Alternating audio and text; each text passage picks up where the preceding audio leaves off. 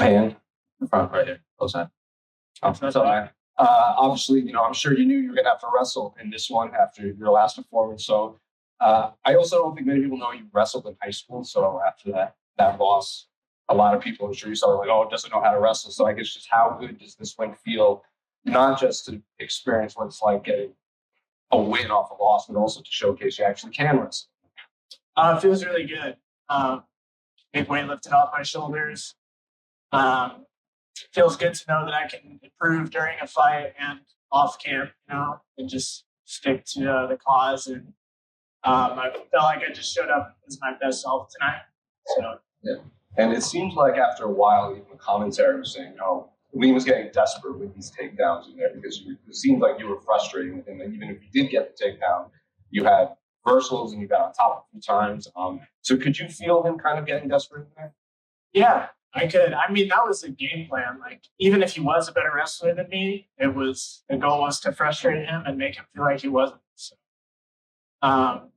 yeah, I definitely felt it. After the first punch I landed, I saw his eyes, and I see that with almost every opponent. So at the very end, Daniel Cormier was saying, Payton Talbott's having fun in there. You were laughing, you were talking when you were punching. So what were you saying when you were punching at the end? And I guess, were you having fun there? Yeah, I was having a lot of fun. I love my job. I was saying, Bora, Bora. That's his native tongue. That's how I was saying. I guess the last one for me, the first time we spoke back in January, we talked about how you said when you fight, you don't really show like what you can do, you can show what you can endure.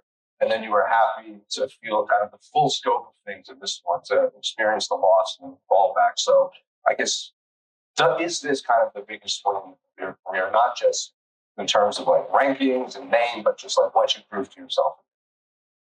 Yeah, I mean, I got to watch it back. Honestly, I could watch it back and pick everything apart. But yeah, I think this is probably the biggest win, and it makes me feel the most like a fighter than I've ever felt. Yeah. Congrats, man. Great fun. Payton over here. Congrats on the win. I know you said this win made you feel like a fighter. Did you ever, like growing up, did you ever want to feel like a fighter and get into a big scrap? Because you usually dominate. Yeah. I mean, yeah, I think being a kid, I used to always daydream about getting in like fist fights that were more back and forth than me like dominating.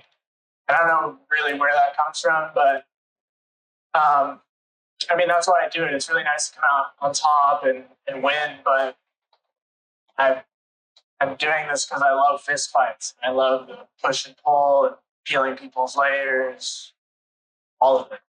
Congratulations. Hi, Roto. I have an easy question. What does the tattoo mean that you have on your chest, on your back? Yeah, it's a circle, like a hole. I think circles are very important. There's a lot of things that people don't know about them. Yeah, I don't know. Spheres are just really complex. Well, a spiral. Thank you. Congratulations for your victory. And now, what's the next step? Just keep getting better, keep improving, keep benchwarming. Thank you very much. Over here, a lot of fans kind of doubted you after your last fight. Do you feel like after a performance like this, you're right back on the hype train? I don't really know. I mean, that's none of my concern how people feel. They're just so fickle. They'll be hot and cold based on the day. But for me personally, I feel like I'm kind of back on track. And that's like what's most important to me. Yeah, I think I feel like the weight's been lifted off my shoulders. I proved something to myself, and I'm just gonna keep going with this momentum. Payton over here.